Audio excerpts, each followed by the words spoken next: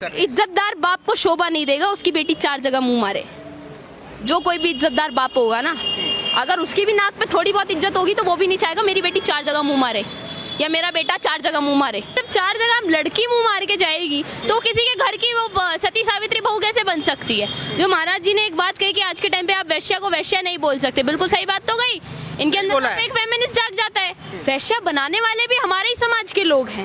वैश्या के पास जाने वाले, वहाँ पैसे देने वाले भी हमारे ही समाज के लोग हैं। बिल्कुल, लेकिन आज के टाइम पे बात ये हो गई है कि जो कैरेक्टरलेस है आप उन्हें कैरेक्टरलेस नहीं बोल सकते। सीधी भाषा में यही बात है। वैश्या को वैश्या बोलना, आप लूज कैरेक्टर को लूज कैरेक्टर नहीं बोल सकते आप, क्योंकि उन्हें मिर्ची लग जाती कि आप आज लिव इन में एक के साथ है, कल दूसरे के साथ है, परसों तीसरे के साथ है, एक से ब्रेकअप हो गया आप दूसरे के साथ में, दूसरे से ब्रेकअप हो गया आप तीसरे के साथ में।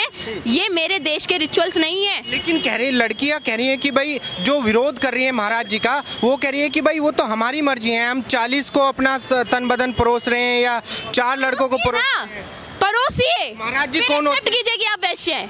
मैं ऑन कैमरा ये बात बोल रही हूँ।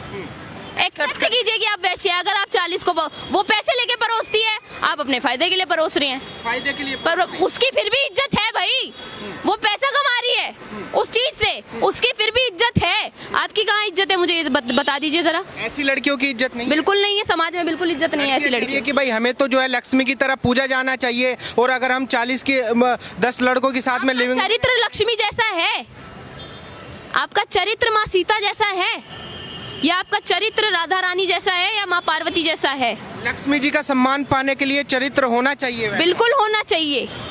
आज के टाइम पे ये डायलॉग बहुत फेमस हुआ था गए दिनों में, नारी यदि शंका त्याग दे तो स्वयं शंकर बन जाती है। आपने सुना होगा ये। लेकिन वही नारी जब अपने वस्त्र त्याग दे तो एक्सेप्ट करे कि वो वैश्या है। सीधी बात है, आप एक्सेप्ट कीजिए कि आप कैरेक्टरलेस हैं अगर आप 4 जगह मुंह मार रही हैं तो। क्योंकि मेरे पेरेंट्स भी ओपन माइंडेड हैं। मुझे शॉर्ट ड्रेस पहनने के लिए कोई मना ही नहीं है कि आप वेस्टर्न कपड़े नहीं पहन सकती, लेकिन मैंने भी तो अपने कल्चर को अपना रखा है ना। मैंने भी हाथ में कलावा पहन रखा है। मैं एक्सेप्ट करती हूँ भाई, मैं हिंदू धर्म से हूँ और मैं ये बात गर्व से बोलती हूँ।